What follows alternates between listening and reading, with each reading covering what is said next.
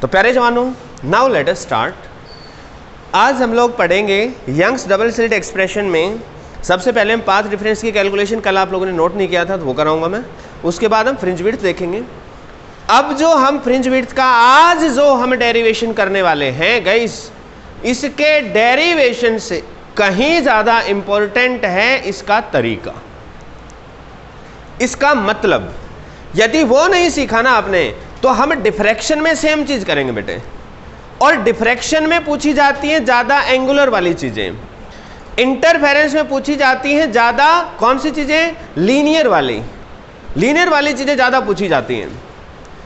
और मैंने कहा ज्यादा, इसमें कभी एंगुलर पूछ लेगा या उसमें कभी लीनियर पूछ लेगा तो उसमें हमारी हालत बिगड़ सकती है। इसलिए क्यों ना हम पहले लीनियर और एंगुलर का फंडा क्लियर करके चले, चाहे ये हो चाहे वो कुछ भी आए, हम हमारे दिमाग में क्रिस्टल क्लियर कंसेप्ट हो कि लीनियर पूछा है तो ये स्टेप्स हैं, एंगुलर पूछा है तो ये स्टेप्स हैं। तो भाई बड़ा मजा आने वाला है, बहुत इंटरेस्टिंग सी बात है, लेकिन थोड़ा ध्यान से समझना। कल मैंने आपको बताया था कि दो तरीकों से हम पाथ डिफरेंस की कैलकुलेशन करेंगे, राइट बेटे, रजिस्टर दे दो। दो तरीकों से पाथ डिफरेंस की कैलकुलेशन करेंगे। देखो भाई, पहला तरीका, भाई ये एक सोर्स है, S is the source, let us से दिस इज द सोर्स। फिर एक ही सोर्स के, याद करो यंग्स भाई साहब ने दो टुकड़े करे थे, इसको कहते हैं एम्पलीट्यूड ऑफ, बताओ किसका डिवीजन, मतलब सॉरी डिवीजन ऑफ एम्पलीट्यूड और division of wave front, division of, क्योंकि ये एक सिंगल वेव फ्रंट यहाँ से चला था, उसके दो टुकड़े हो गए थे, so it is the division of wave front. Finally ये स्क्रीन था, यहाँ से जो वेव चली थी वो यहाँ पहुँची थी, यहाँ से जो वेव फ्रंट चला वो भी यहाँ पहुँचा था। अब यहाँ पर हम रे की तरफ से देख रहे हैं समझने के लिए। वैसे वेव फ्रंट की थ्योरी है, ध्यान रहे, रे की कंसिडरेशन से नहीं, हम वेव फ्रंट की थ्योरी से, वेव थ्योरी से हम इसको एक्सप्लेन करते हैं, ठीक है ना, रे से एक्सप्लेन नहीं करते हैं। लेकिन वो तो चीज़ों को समझना है अपने को, इसलिए हम ऐसा ले रहे हैं। तो आप स्केल से लाइन ज्वाइन करेंगे तो सही आएगी, ठीक है ना। ये लो थोड़ा सा सही होगी, समझ गए भाई। इसका नाम हमने दिया था इस सोर्स का S1, this source is S2। इन दोनों के बीच में कितनी डिस्टेंस थी बेटे, D, and this is the capital D। ये क्या चीज है, स्क्रीन। फिर मैंने आपको बताया था कि ये जो D डिस्टेंस दे रखी थी, इसका सेंटर पॉइंट, इसका मिड पॉइंट, ये हमने नाम मान लिया था O। और इस जगह पे यहाँ से डिस्टेंस जितनी निकालोगे, S1 से O और S2 से O, ये दोनों की लंबाई क्या रहेगी, सेम। मतलब दोनों में किसी तरह का कोई भी पाथ डिफरेंस नहीं होगा। गाइस यस और नो? भाई सभी स्टूडेंट्स एक काम करेंगे, अपनी नोटबुक को बिल्कुल बंद करेंगे और सिर्फ मेरी तरफ देखेंगे। बिल्कुल बंद होनी चाहिए पूरी तरह से नोटबुक, बुक कुछ खुला नहीं होना चाहिए। सिर्फ मेरी बातें ध्यान से सुन लो, सब चीज़ें हो जाएंगी फिर, है ना बेटे। फिर आराम से घर पे जाके करना, कौन मना करता आपको। तो भाई यहाँ से इस पॉइंट P पर पहुँचे, इस जगह से इस पॉइंट P पर पहुँचे, so path difference will be there, ठीक है, हेलो। लेकिन इस जगह पे कोई पाथ डिफरेंस नहीं है, क्यों? क्योंकि सिमेट्री से देख भी सकते हो आप भाई। ये यहाँ से जब ज्वाइन करोगे तो दो ट्रायंगल बनेंगे, एक ऊपर एक नीचे, दोनों ट्रायंगल कॉन्ग्रुएंट होने वाली है। अरे यस और नो? भाई ये मिड पॉइंट है तो ये और ये बराबर, ये साइड कॉमन तो तीसरी साइड अपने आप ही बराबर। अरे यस और नो? इसलिए ये S1O और ये S2O बराबर होंगे कि नहीं होंगे? बराबर होंगे। तो बेटे पाथ डिफरेंस कितना होगा, और पाथ डिफरेंस 0 होने का मतलब यहाँ पर हमें मैक्सिमा मिलेगा। क्या मिलेगा? मैक्सिमा मिलेगा, ब्राइट फ्रिंज मिलेगा, राइट। अब मान लेते हैं इस सेंट्रल पॉइंट O से किसी पॉइंट P पर, P पॉइंट की जो डिस्टेंस है वो है y, late us suppose y। अब बेटे अलर्ट रहना, हो सकता है इसके डिस्टेंस x दे रखी हो सकता है इसके डिस्टेंस z दे रखी हो, जानबूझकर कंफ्यूजन में डालने के लिए इसकी डिस्टेंस 3D दे रखी हो, 2D दे रखी, कुछ भी दे रखी हो, ताकि आप वेरिएबल्स में कंफ्यूज हो जाएं। तो आपको टेंशन नहीं लेनी, आपको मान लेना है कि जिस पॉइंट की पोजीशन देख रहे हैं उसको हम y मान के सोल्व कर रहे हैं, ठीक है ना। सो आपको याद रखनी है सारी चीजें, और लॉजिकल चीजें तो आराम से याद रह जाएंगे एक बार समझ में आ गई तो अब क्या होगा भाई, यहाँ से ये डिस्टेंस निकालनी अपने को, तो हमने थोड़ा सा ज्योमेट्रिकल कंस्ट्रक्शन लगाई। यहाँ से एक लाइन ड्रॉ करी जो इस सेंट्रल लाइन के पैरेलल थी, यस और नो? तो मुझे बताओ ये वाली डिस्टेंस कितनी थी, D/2। तो बेटे ऊपर वाली जो डिस्टेंस बची वो कितनी बची? अच्छा इस पॉइंट का नाम आप S1 दे दिया, चलो तो इस पॉइंट का नाम मान लो A और इस वाले पॉइंट का नाम क्या मान लो, B। तो पहले मैं ट्रायंगल ले रहा हूँ, इन ट्रायंगल S1AP S1AP इस ट्रायंगल में S1P की क्या वैल्यू होगी? By the Pythagoras theorem S1P square will be equal to this square that is D square plus this square, ये कितना है बेटे? y minus D by two का होल स्क्वायर, यस और no? And in triangle S2BP जल्दी बताओ बेटे, S2P का square that will be equal to D square plus y plus D by two का होल स्क्वायर। जवानों, हमारा मकसद क्या है? हम क्या निकालना चाहते हैं? वी वॉन्ट टू फाइंड बताओ शाबाश, S2P माइनस S1P। बेटे बड़ा है, इसमें से ये घटा रहे हो, ओके? तो इसका नाम क्या है? Path difference. We want to calculate the path difference. पहले हम पाथ डिफरेंस निकालेंगे, उसके बाद हम फ्रिंज विड्थ और इन तमाम बातों की तरफ आगे बढ़ेंगे, ठीक है? तो पहले पाथ डिफरेंस निकाल रहे हैं, किसी को डाउट तो नहीं है? तो हमारा मकसद है पाथ डिफरेंस कैलकुलेट करना, यस और नो? अब भाई साहब, इस पाथ डिफरेंस को कैलकुलेट करने के लिए हम ये इक्वेशन नंबर 1 लेते हैं, ये इक्वेशन 2 लेते हैं। तो नाउ 2 माइनस 1 हम यूज करेंगे। So S2P square minus S1P square and it comes out to be equal to D square plus y plus D by two whole square minus, now it is S1P, this is D square plus y minus D by two whole square. Now what you get बेटे, इसको लिखेंगे D square plus, बताओ, y square plus D square बटा 4 plus 2 into Y into D बटा 2, yes और no? और ये minus का निशान है, यहाँ पर भी यही आना है लगभग, D square plus Y square plus D square बटा 4, बस यहाँ माइनस का निशान आ जाएगा, माइनस 2y इंटू डी बटा 2, यस और नो?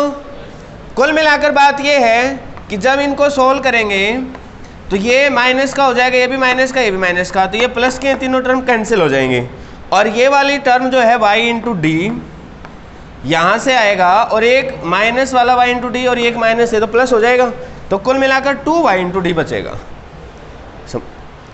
समझ गए कि नहीं? नहीं समझे बेटे? बेटे प्लीज़ यहाँ आ जाओ, एक इस बेंच पे, एक इस बेंच पे, पीछे वाले पाँचों के पाँचों इधर आ जाओ जल्दी प्लीज़। दिख नहीं रहा तुम्हें, मेरे को लग रहा है, जल्दी आ जाओ फास्ट। इस पे बैठ जाओ बेटे, आगे बैठ जाओ, एक यहाँ बैठ जाओ, बैठा लो बेटे इस बेंच पे, बैठो बेटे बैठो, एक इस पे बैठ जाओ इधर मोनिका वाली लाइन में,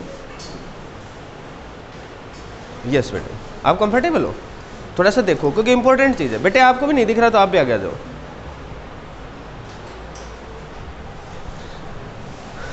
भाई ये समझ में आया कि नहीं आया? पक्की बात है। अब बेटे इस चीज को हम क्या लिख सकते हैं? शाबाश, क्या लिखेंगे बताओ शाबाश? S2P minus S1P bracket S2P plus S1P, मतलब a square minus B square को क्या लिखा बेटे हमने? a minus B and a plus B, और ये वैल्यू कितनी आ गई? 2y इंटू डी, यस और नो? फिर मैंने यहाँ पर बताया कि now we will take a approximation, एक अप्रोक्सीमेशन लेंगे हम यहाँ पे, हम लेंगे S2P that is nearly equal to S1P and both are nearly equal to D। मतलब ये जो है ना S1P S2P, देखो जोड़ रहे हैं ना, जोड़ रहे हैं। तो मान लो मैंने कल आपको एग्जांपल के तौर पे बताया था कि भाई आंसर मान लो 4.002 मीटर आना था, उसकी जगह 4 मीटर लिख देंगे तो कोई बहुत बड़ी सी बात नहीं है ना? तो एरर की भी बहुत ज़्यादा एरर नहीं आ रही, इसलिए हम क्या ले सकते हैं, इन दोनों को अप्रोक्स वैल्यूज ले रहे हैं, D और D क्या हो गया? 2D। तो भाई ये कितना हो गया? S2P माइनस S1P ब्रैकेट, और इसकी जगह लिखेंगे 2 into D, it will be equal to 2y_d। इसका मतलब ये क्या आ गया बेटे? डेल्टा x, इसी का नाम माना था पाथ डिफरेंस, हमने इसी का नाम माना है, तो मैं लिख रहा हूँ S2P माइनस S1P मतलब delta x that will be equal to 2 से 2 कट जाएगा y/d/d। अब भाई ये जो बात हमने देखी है अभी, this is very very important thing. यहाँ तक बताओ समझ में आया कि नहीं आया? ईमानदारी से बताओ, यस और नो? पक्की बात है, किसी को कंफ्यूजन तो नहीं है? अब इसी पाथ डिफरेंस को कैलकुलेट करने का एक सेकंड मेथड है, और इस मेथड से हम नंबर ऑफ फ्रिंजेस कैलकुलेट करना सीखेंगे। बहुत इंपॉर्टेंट क्वेश्चन बनता है वहां से, ठीक है ना। इसलिए आपको थोड़ा सा अलर्ट मोड में रहना। अभी मैं दूसरा मेथड समझा रहा हूँ, लेकिन एक बार इसको नोट करना पड़ेगा। लेकिन लिसन गाइस, 1 मिनट, इसमें चीजों का मतलब प्लीज ध्यान से समझ लो। वाई क्या है बताओ, कौन सी डिस्टेंस है, जो सेंट्रल पॉइंट है वहां से जो पॉइंट ऑफ कंसिडरेशन किया है वो, राइट। डी क्या है, डी स्लिट विड्थ, छोटे वाला डी स्लिट विड्थ, और बड़े वाला डी सबको पता है ना। अच्छा वो अब देखो वो, 1 मिनट बेटे, अब वो पता है क्या करेगा, कभी कभी कहेगा कि मैंने इस एस को ना यहाँ पे नहीं रखा, अभी तो ये सिमेट्रिकल पोजीशन पे रखा है। वो कहेगा मैंने थोड़ा इसको खिसका दिया, इधर खिसका दिया, मतलब इसकी तरफ खिसका दिया थोड़ा सा, ताकि अब यहाँ से ये डिस्टेंस और ये डिस्टेंस बराबर नहीं है। तो आप बताओ कि क्या करेंगे हम उस समय। मान लो मैंने कह दिया कि एस सिमेट्रिकल पोजीशन पे है ही नहीं। Late us suppose x is somewhat like this, इस पोजीशन पे है, तो ये वाली डिस्टेंस कुछ अलग है, ये वाली डिस्टेंस कुछ अलग है। मान लो मैं समझाने के लिए एक्स ले रहा हूँ, ये वाई ले रहा हूँ, Y is greater than X. तो आप क्या करोगे, पाथ डिफरेंस कैसे निकालोगे उस समय, आपके हिसाब से कैसे आना चाहिए फिर पाथ डिफरेंस। हिमानी शाबाश बेटे बताओ।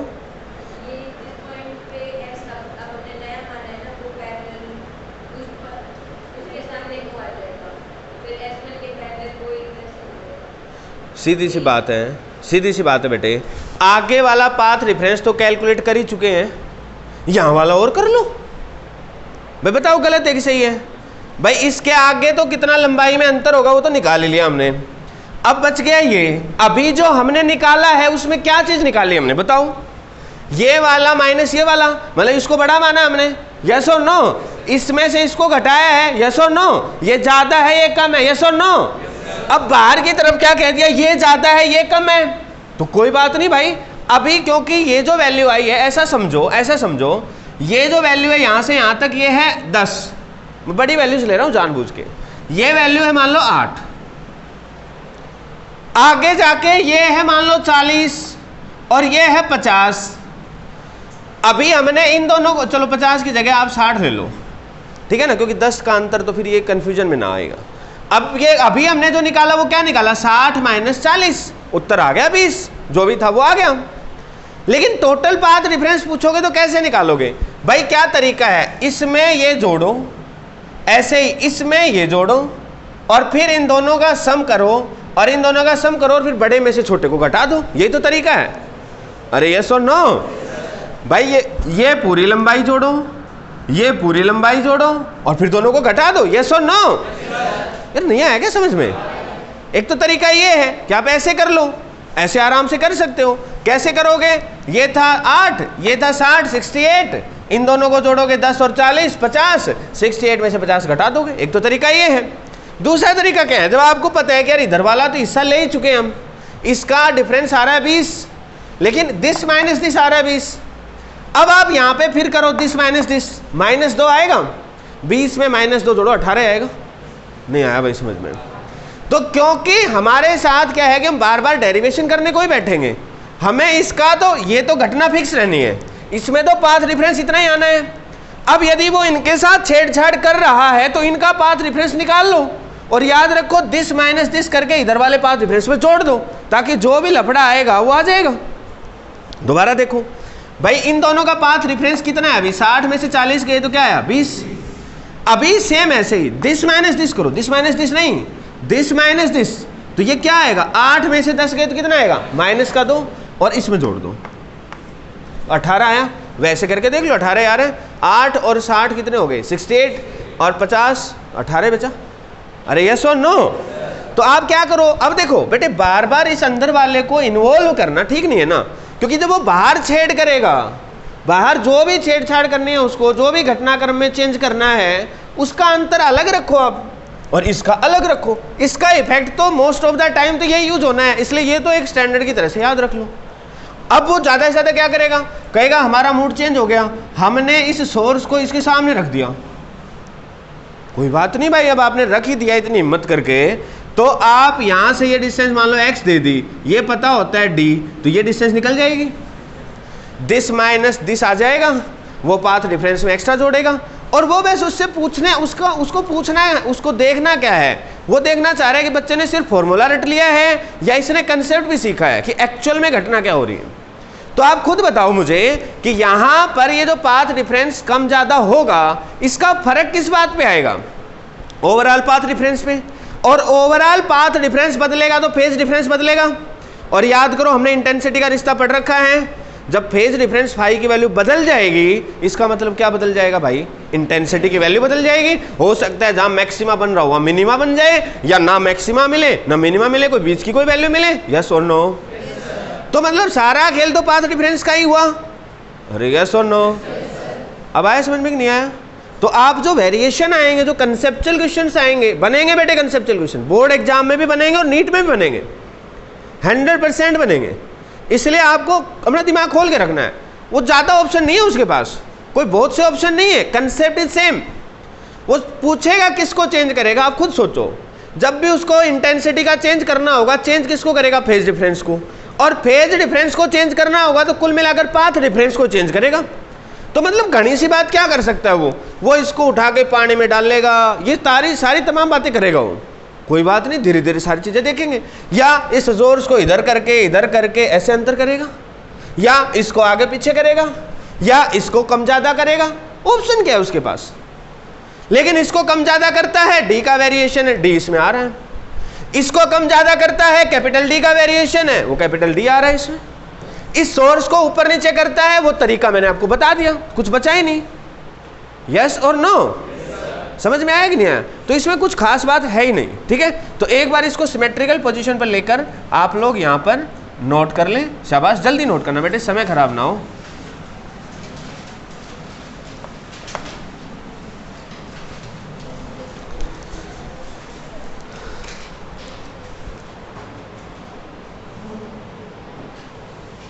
अल्टरनेट मेथड बेटे, अल्टरनेट मेथड। भाई यहां से एक परपेंडिकुलर हमने इस लाइन पर ड्रॉप किया। जब यहां से हमने एक परपेंडिकुलर ड्रॉप किया, अब समझना भाई, इसके बाद अगेन यहां पर अप्रोक्सीमेशन है, अगेन यहां पर अप्रोक्सीमेशन है। इसके बाद हम लोग मानेंगे कि it is nearly the path is constant, equal. लगभग इसने जितना ट्रेवल किया उतना इसने ट्रेवल किया, because this triangle is having very short base. D की वैल्यू फ्यू mm होती है, काफ़ी छोटी वैल्यू है। जब ये परपेंडिकुलर है या हाइपोटेन्यूस है, जब हाइपोटेन्यूस ही mm में है तो परपेंडिकुलर और भी छोटा होगा। अरे यस और नो? ओ भाई समझ में आया कि नहीं आया? तो जब ये वैल्यू बहुत छोटी है तो ये वैल्यू और भी छोटी हो गई, और भी छोटी हो गई। तो एक ट्रायंगल में जब बेस को बहुत ही छोटा कर देंगे तो दोनों साइड्स में कुछ बहुत सा अंतर तो मिलेगा नहीं। हेलो, समझ गए कि नहीं समझे? तो इस वजह से हम यहाँ पर अप्रोक्सीमेशन क्या ले रहे हैं कि भाई this path is nearly same from this point. लेकिन ये तो फालतू है, दिस इज एक्स्ट्रा। तो भाई ये जो पॉइंट है, ये मान लो कुछ भी नाम दे लो, मान लो n। अब भाई ये जो लाइन है ये थीटा एंगल बना रही है, यहाँ सेंटर पॉइंट से भी देखोगे तो let us suppose the theta angle is there, तो ये वाला एंगल भी थीटा होगा। कैसे? देखो, इसके 90 डिग्री पे कौन है? ये दे रखा है, तो ये तो कंस्ट्रक्शन ही ऐसे करी हमने। और ये हॉरिजेंटल है और ये वर्टिकल है, ये भी परपेंडिकुलर है। तो angle between these two lines is angle between these perpendiculars.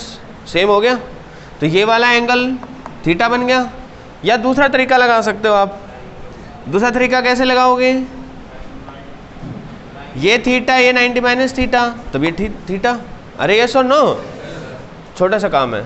तो अब ये जो ट्रायंगल दिखाई दे रही है, इन ट्रायंगल S1N S2, इस ट्रायंगल में S2N it is the path difference. ये वैल्यू पाथ डिफरेंस है। अब मुझे बताओ कैसे निकालो इसको? इस ट्रायंगल में क्या निकालो? इस ट्रायंगल में ये साइड चाहिए, ये क्या है? दिस इज परपेंडिकुलर, एंगल के सामने this is perpendicular. This is S2N divided by this is S1 S2, this is equal to sine theta. सही है? भाई ये एंगल है तो इसके सामने क्या है, परपेंडिकुलर। ये क्या है, हाइपोटेनस। परपेंडिकुलर अपॉन हाइपोटेनस क्या है, साइन थीटा। याद रहे this is perpendicular, this is base, because this is angle. Theta के सामने परपेंडिकुलर होता है। तो भाई साहब ये आ गया साइन थीटा। तो भाई अब मैं आपसे कहूँ कि ये वैल्यू निकालनी है, तो इसका मतलब S2n की वैल्यू जिसको हम पाथ डिफरेंस कह रहे हैं, this is equal to S1 S2 into sine theta, that is d sine theta. बताओ समझ में आया कि नहीं आया? मतलब इसकी वैल्यू क्या है, d sine theta. And as we know that sine theta, if theta is small then it is equal to theta, and theta is definitely will be small because the distance d is very less, and because this is theta so it will be approximately also equal to tangent theta। tan theta में भी यही कहानी होती है, sin theta में भी यही कहानी होती है जो tan theta में होती है। जब छोटा एंगल होता है तो tan theta को भी थीटा लिख सकते हैं, sin theta को भी थीटा लिख सकते हैं। और tangent theta को आप इस लाइन से देखो, यहाँ पर भी एक लाइन खींच लो, अप्रोक्सीमेट थीटा एंगल ही बनाएगी वो। तो भाई ये वाली जो डिस्टेंस है और ये वाली जो डिस्टेंस है that is y and this is d, this is equal to y divided by d। इस वैल्यू को उठा के इसमें पुट कर दो, इसका मतलब डेल्टा x की वैल्यू कितनी आ गई, y d बाई d। यही आया था अपना। अरे आया था कि नहीं आया था? नहीं आया समझ में? अभी जो हमने निकाला वो ऐसे निकाला। तो इस वाले मेथड से करना है ये कर सकते हो आप, दूसरे मेथड से करना है दूसरा कर सकते हो, it is your choice only. एक से लिखना, दोनों से मत लिखना, ठीक है ना। लेकिन ये तरीका भी काम आता है, मैं आपको नंबर ऑफ फ्रिंजेस निकलवाऊंगा तब उस समय मेरे को जरूरत पड़ेगी इसकी, और जब हम डिफ्रैक्शन पढ़ेंगे तब भी इसकी जरूरत पड़ेगी। तो ये आ जाए तो बेहतर है, खराब भी नहीं है। अरे यस और नो? दोबारा बताऊँ क्या? ना बेटे आप एक बार देखो, मैं दोबारा बताता हूँ, आप ध्यान से देखना भाई प्लीज, एक बार दोबारा से देखना।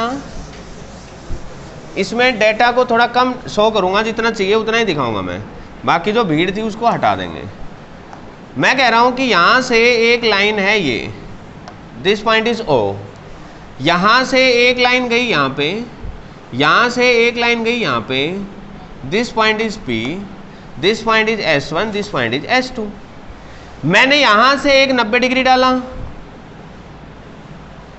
और फिर मैंने क्या कहा कि इस पॉइंट का नाम आप मान लो n, और ये जो डिस्टेंस है this distance S2n, this is the path difference.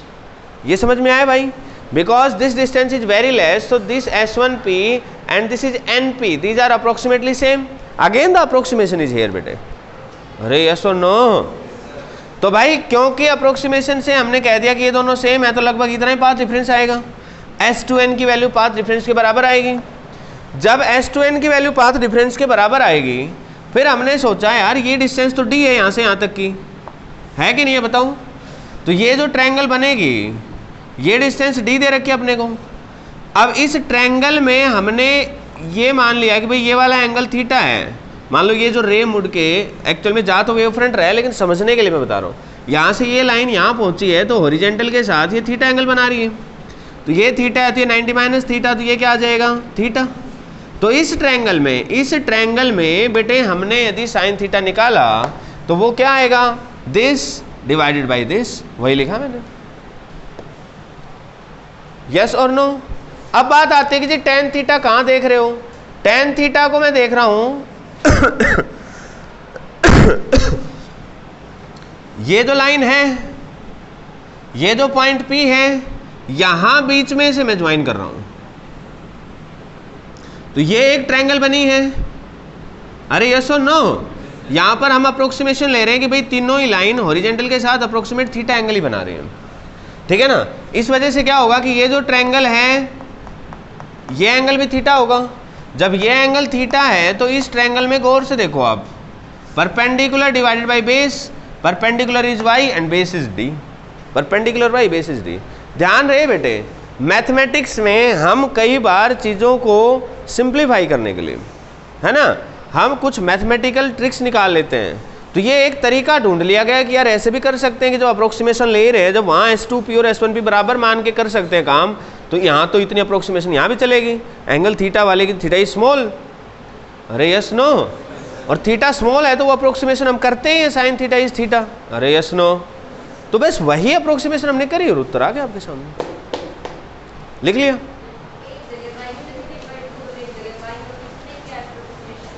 Same आया बेटे, क्या बेटे? नहीं नहीं, ये वाली लाइन ली है ना हमने, इसमें y plus D by to कहाँ है? तो y होता है तो किसको? बेटे मैंने कल भी आपको समझाया था। अच्छा वो जो पुराना मेथड है उसी को क्या कह रहे हो? दोबारा बोलो एक बार हिमानी।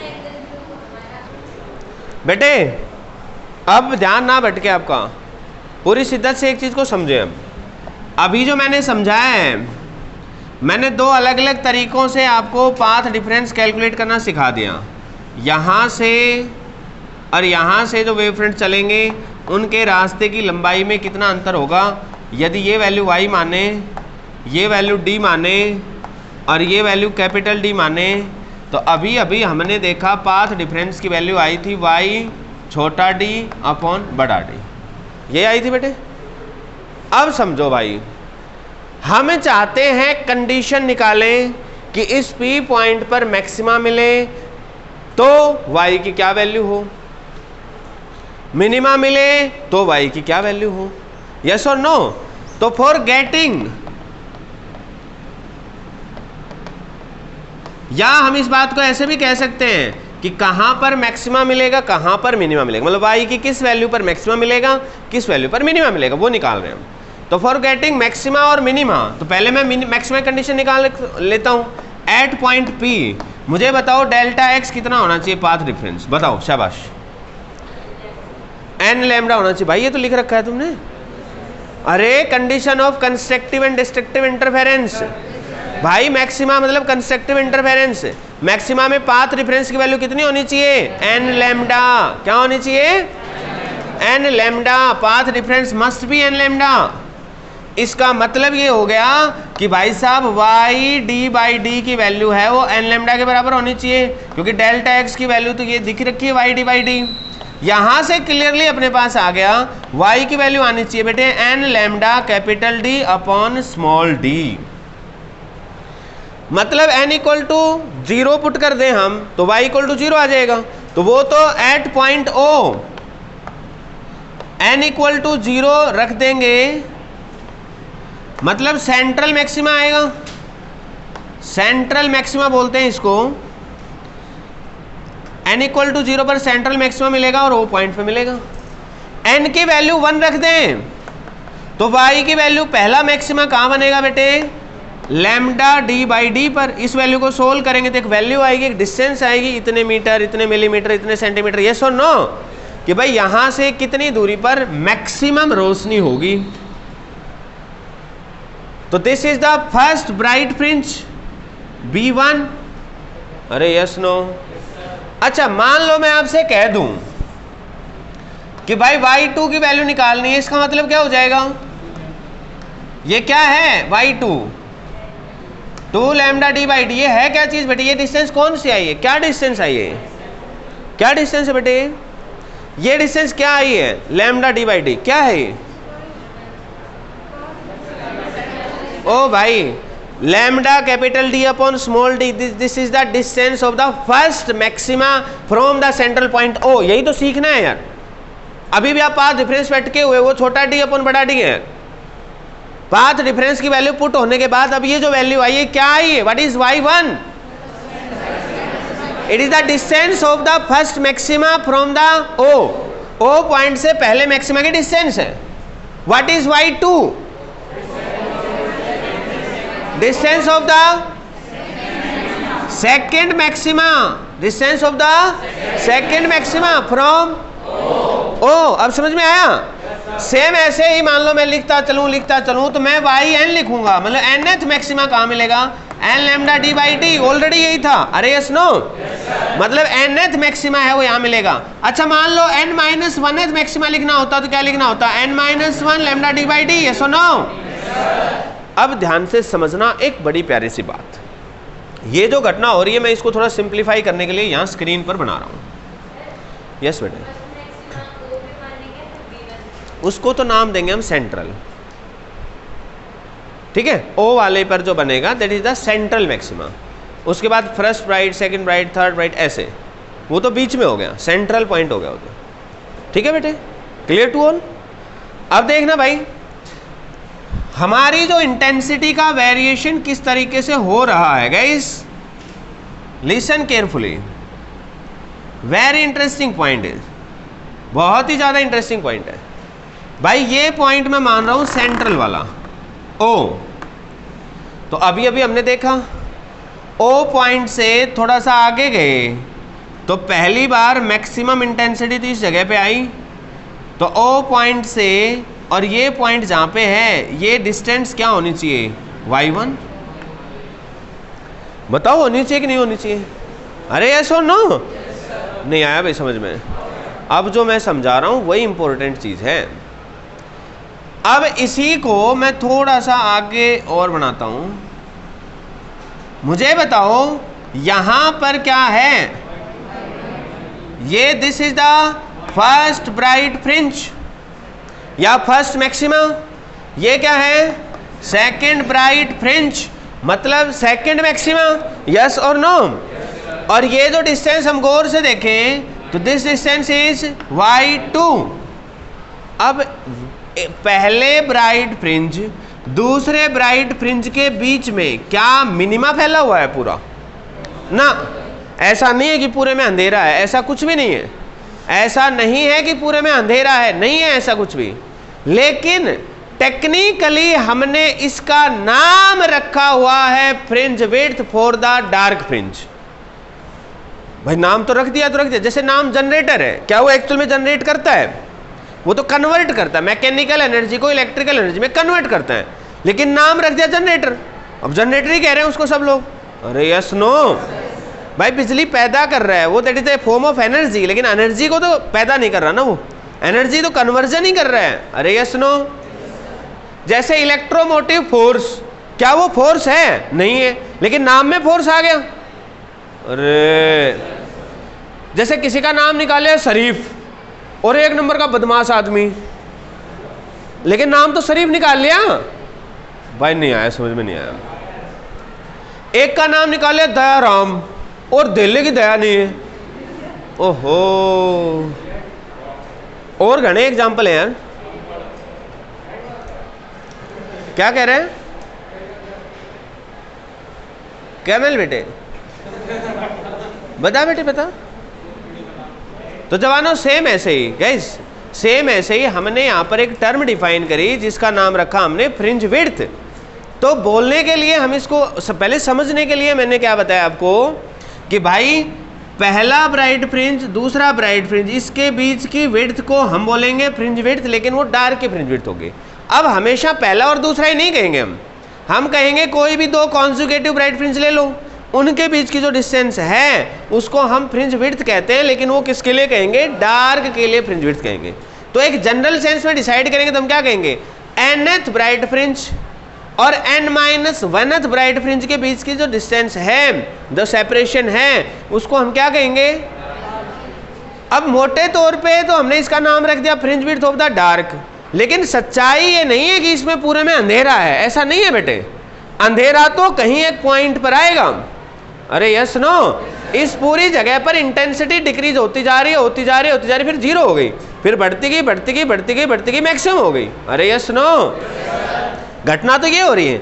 या हम ये कह सकते हैं यहाँ पर मोटे तौर पर समझने के लिए कि इसमें भाई मैक्सिमम परछाई, मैक्सिमम जो इंटेंसिटी थी इन दो पॉइंट्स के बीच में थी, तो इनके बीच में हम ये कह सकते हैं कि अंधेरे का फैलाव हो रहा है। बीच में अंधेरा मैक्सिमम था, देखो यहाँ अंधेरा बढ़ता गया बढ़ता गया बढ़ता गया बढ़ता गया बढ़ता गया बढ़ता गया बढ़ता गया और बीच में मैक्सिमम हो गया। या उल्टा भी तो बोल सकते हैं, यहाँ से रोशनी रोशनी बढ़ती गई बढ़ती गई बढ़ती गई बढ़ती गई बढ़ती गई बढ़ती गई बढ़ती गई, बाहर यहाँ जाके मैक्सिमम हो गई, यहाँ ब्राइट मिल गया। तो ब्राइट से डार्क की तरफ आओगे तो अंधेरा बढ़ रहा है, या आप क्या कह सकते हो? रोशनी कम हो रही है, बात एक ही है।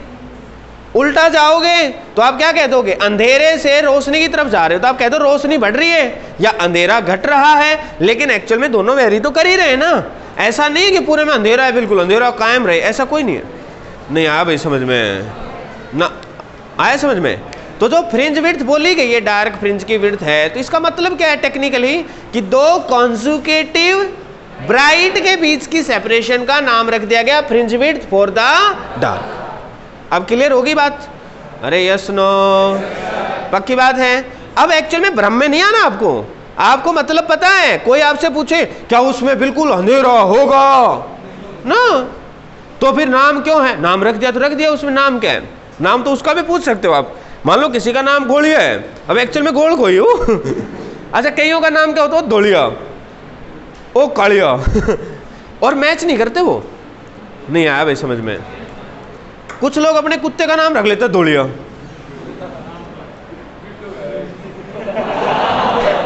रख लेते हैं भाई, उसमें क्या है? कुत्ते का नाम कुछ भी रख सकते हो, आपकी मर्जी है। नहीं आया भाई समझ में? अरे यस और नो? नहीं आया? क्या समझे बेटे? कि ये जो फ्रिंज विड्थ बोल रहा हूं मैं, डार्क के लिए फ्रिंज विड्थ है, तो प्लीज इसको ऐसे मत समझना। मैं एक ही बात पे फोकस कर रहा हूं कि ऐसे मत समझना कि पूरे में अंधेरा ही है, ऐसा नहीं है। अंधेरा नहीं है, दो रोशनी जो मैक्सिमम रोशनी थी उनके बीच का नाम रख दिया गया fringe width for the dark. तो अब डेफिनेशन बनी अपने पास फ्रिंज विड्थ। अब कोई आपसे पूछे फ्रिंज विड्थ क्या होती है, तो आप दो बात समझेंगे, फ्रिंज विड्थ डार्क के लिए और ब्राइट फ्रिंज के लिए। जब डार्क की बात होगी तो इट इज सेपरेशन, बोलो, between two successive bright fringes. Dark देख रहे हो तो दो चमकते हुए के बीच में देखेंगे। अरे यस नो, पक्की बात है। अब जरा इसकी वैल्यू निकालो। इसको हम बीटा से लिखते हैं। किससे लिखते हैं? बीटा। किससे लिखते हैं? बीटा। जगह की थोड़ा कमी है। ये चित्र तो समझाने के लिए बनाया मैंने, वैसे आप भी बना लेना ताकि आप कंफ्यूजन में नहीं आओगे। तो एक बार चलो इसको जल्दी करो, आप निकाल के दिखाओ मेरे को बीटा की वैल्यू क्या आएगी। yn-1 लिख दो बेटे। yn क्या है बताना? nth मैक्सिमा, और ये n-1th मैक्सिमा। तो इट इज n लैम्डा, ये ना capital D upon small d, minus n-1 capital D upon lambda capital D upon, तो इसमें से लैम्डा d बाई डी को कॉमन ले लो, n-n+1, कुल मिलाकर आंसर आ गया lambda d by D, lambda capital D upon small d। ये हमारे ब्राइट फ्रिंज की, सॉरी डार्क फ्रिंज की विड्थ आएगी, डार्क, बीटा डार्क, ताकि थोड़ा याद रहे। हालांकि जितना ब्राइट की आएगी उतनी डार्क की भी आएगी, तो बाद में तो एक ही हो जाएगा, लेकिन अभी समझने के लिए हम अलग अलग समझ रहे हैं ताकि माइंड में याद भी रहेगा। फिर हो गया बेटे? प्लीज थोड़ा सा फास्ट बेटे, तुम तो ऐसे 4-5 दिन लगा दोगे। देखो देखो, अब अपने को करना है फॉरगेटिंग मिनिमा। मिनिमा कहाँ पे? पी पे। पी पॉइंट पे मिनिमा लेना है, तो क्या होना चाहिए? Path difference 2n-1 lambda by, सही है? अरे यस नो? n की वैल्यू क्या पुट करोगे इसमें? 1 2 3 4 ऐसे। अरे यस नो? तो n की वैल्यू 1 पुट करोगे, 2 में से 1 गया तो 1, लैम्डा बाई 2 आ जाएगा। तो इसका मतलब यहाँ पर ये वैल्यू रखो, y d बाई डी, ये वैल्यू कितनी आ जाएगी? 2n-1 lambda by 2। मतलब nth डार्क फ्रिंज जो है वो कहाँ मिलेगा अपने को? Lambda capital D upon 2d। ये डार्क है इसलिए डैश लगा देते हैं इस पे फॉर द डिस्टिंग्विशन। अरे यस नो, ताकि थोड़ा अंतर पता चले हमें। तो ये डार्क की पोजीशन आ गई, nth डार्क फ्रिंज कहाँ मिलेगा? मतलब जब मैं 1 लिखूंगा तो वैल्यू कितनी आएगी? 2 में से 1 गया तो 1, लैम्डा d अपॉन 2d। इसका मतलब समझाओ भाई, ये क्या है? कमल बताएगा। कमल बेटे क्या मतलब है इसका?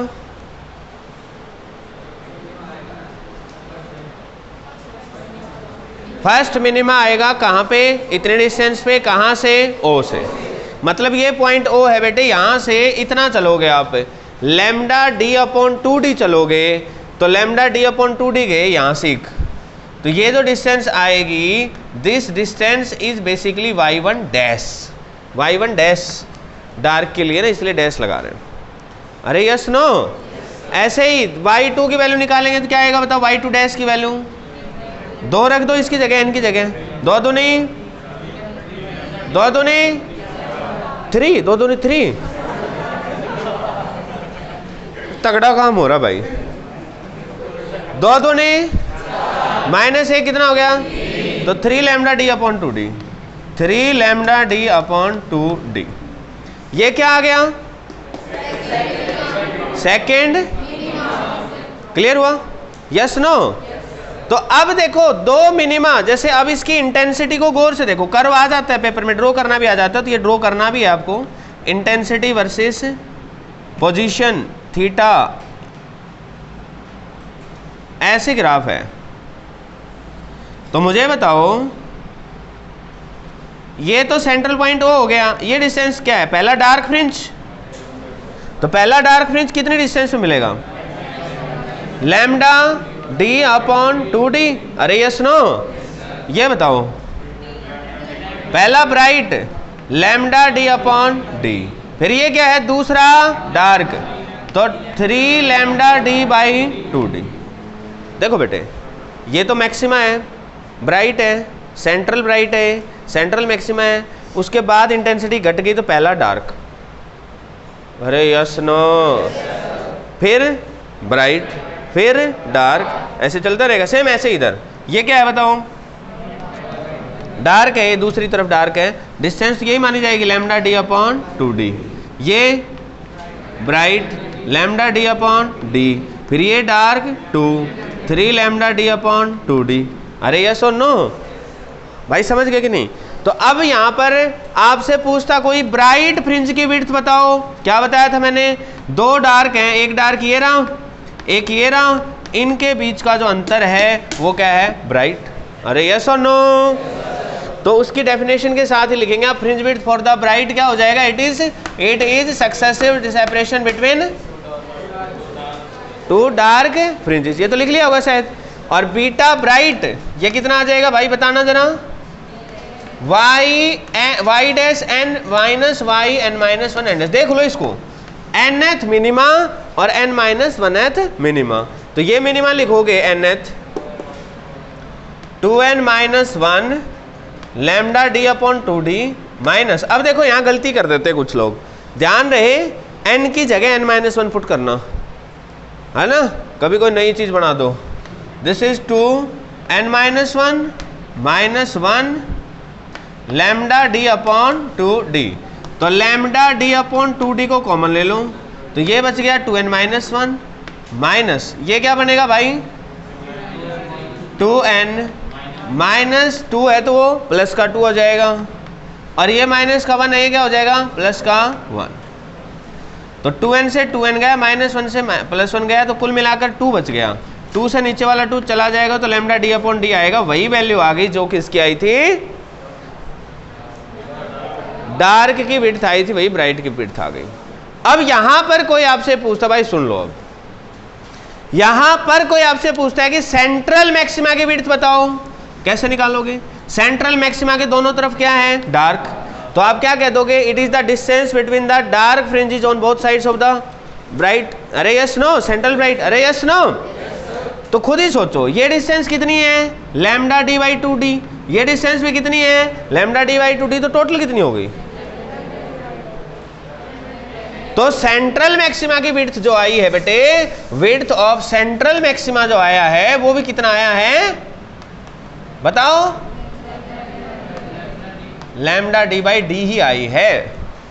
ओ भाई समझ गए? इसकी डेफिनेशन क्या बनाओगे? Distance between dark fringing on both sides of central maxima. Clear हुआ? अब बात आती है एंगुलर विड्थ की। भाई साहब बहुत छोटी सी बात है, बहुत नन्ही सी बात है, 2-3 तरीकों से आप समझ सकते हो। एक तरीका मैं समझा रहा हूँ फिलहाल। आप मुझे एक बात बताओ प्लीज़, कोई भी लिखता हुआ नजर ना आए मुझे। एंगल को क्या लिख सकते हैं अपन? Arc upon radius. Angle equal to arc upon radius. अरे भाई यस नो? अरे यस और नो? तो एंगल यदि निकालना है तो मेरे को आर्क को रेडियस से डिवाइड करना पड़ेगा। अब आप जरा सोचना, ये जब हमने एक्सपेरिमेंट किया इस जगह पे, यहाँ पर अपने को मैक्सिमा मिला, यहाँ पर फिर मैक्सिमा मिला, यहाँ मैक्सिमा मिला, समझते चलना, ठीक है? तो एक प्रकार से अब अपने को अभी तक जो हमने निकाली वैल्यू, वो क्या निकाली, जो सेंट्रल पॉइंट था इससे उसकी डिस्टेंस निकाली, लीनियर डिस्टेंस निकाली। लेकिन अब हम क्या निकालना चाहते हैं कि ये जो बीच में हमने लाइन मानी थी, जो सेंट्रल लाइन मानी थी, इसके साथ इसका एंगल कितना बनेगा। तो ये जो एंगल निकालने के लिए हम किसका सहारा लेंगे, angle equal to arc upon radius. अब देखो एंगल बहुत ही छोटा बनना है, तो जब एक बहुत ही छोटा सर्कल होता है तो आपको पता ही है कि ये लेंथ और इसकी आर्क लेंथ बराबर ही मानी जाएंगी। अरे यार भाई, इसी को आर्क लेंथ की तरह से ले लेंगे।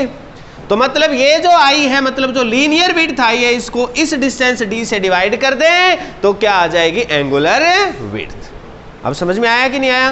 तो एंगुलर विड्थ कितनी हो जाएगी, एंगुलर विड्थ कितनी हो जाएगी, जल्दी बताओ।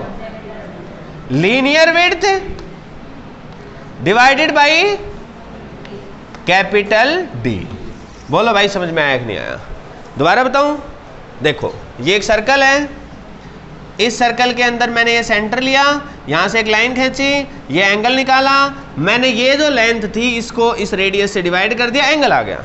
अब मैं क्या कर रहा हूं, मैं इस एंगल को बहुत छोटा कर रहा हूं। तो भाई ये वाली जो लाइन है बिल्कुल पास में आएगी, बिल्कुल माड़ी सी। अरे यस नो। तो अब मैं इसकी आर्क लेंथ लिखूं या उसकी सीधी लंबाई ज्वाइन कर दूं, क्या फर्क पड़ना है, कुछ फर्क ही नहीं पड़ना है। वही काम मैंने यहां किया कि जब मेरे को एंगुलर विड्थ देखनी है तो मैं क्या कर रहा हूं, यहां से मैंने लाइन ज्वाइन करी, ये एंगल बन गया, सेंटर लाइन पे ध्यान रखना। तो इसकी ये वाली जो लेंथ है, it is just like arc length divided by this distance. इन दोनों का रेशियो जो है वही मेरे पास क्या आया है, एंगुलर विड्थ। सेम इसी तरीके से इंटरेस्टिंग पॉइंट इसी के साथ आप नोट करके लिखेंगे, एंगुलर पोजीशन। अभी जो मैंने निकाला था वो लीनियर पोजीशन थी yn। अब मान लो मैं एंगुलर पोजीशन निकालना चाहूं, मतलब यहां पे बैठे बैठे मैं देखना चाहूं, भाई सुन लो रे, 1 डिग्री पर मैक्सिमा, 2 डिग्री पर मैक्सिमा, 3 डिग्री पर मैक्सिमा। तो ये एंगल के टर्म्स में बता रहा हूं मैं कि सेंट्रल लाइन से कितने डिग्री पर क्या बनेगा। तो जब मैं उसकी एंगुलर पोजीशन निकालना चाहूंगा तो दोबारा से मैं यही काम करूंगा। अरे यस नो। तो यहां पर ये वाली जो लेंथ आनी, एक्चुअल में मैंने ये जो अभी फ्रिंज विड्थ वाला कंसेप्ट बताया ना, तो मैंने ये ओरिजिन से बता दिया, तो एक्चुअल में ऑलरेडी ये पोजीशन वाली बात हो गई। अरे यार विड्थ को जब मैंने डिफाइन कर दिया तो यहीं से डिफाइन कर दिया, तो वैसी बात होगी ना। तो एंगुलर पोजीशन को बताओगे आप तो linear position divided by distance d। अब फ्रिंज विड्थ तो निकालोगे तो क्या होगा, एक्चुअल में ऐसा होगा, फ्रिंज विड्थ निकालेंगे तो जैसे ये ब्राइट था nth, ये ब्राइट था, दोबारा से देखना भाई एक बार, ये ब्राइट था nth, ये ब्राइट था n-1th। तो इन दोनों के बीच का एंगल निकालना था। तो इन दोनों के बीच की जो विड्थ थी दैट इज बीटा, ब्राइट के बीच में कौन सा होता है, डार्क, तो beta dark divided by distance, और ये डिस्टेंस अप्रोक्सीमेटली d के बराबर ही है, इसका मतलब बीटा डिवाइडेड बाई d। लेकिन जब पोजीशन निकालनी है तो मैं क्या कर रहा हूं, यहां ओरिजिन से ये y है तो y डिवाइडेड बाई d, वही बात है, कुछ फर्क तो पड़ा नहीं। समझने के लिए तो सेम बात है, यस और नो। बताओ समझ आया कि नहीं आया, आया बेटे समझ में। तो ये चित्र के साथ लिखोगे आप लोग, चित्र के साथ ये दोनों बातें लिखनी है, जरूरी हैं। मेरी तरफ से इंटरफेरेंस पूरी तरह से खत्म सिंह है, फिर भी कुछ बातें होंगी, we will discuss. Okay guys.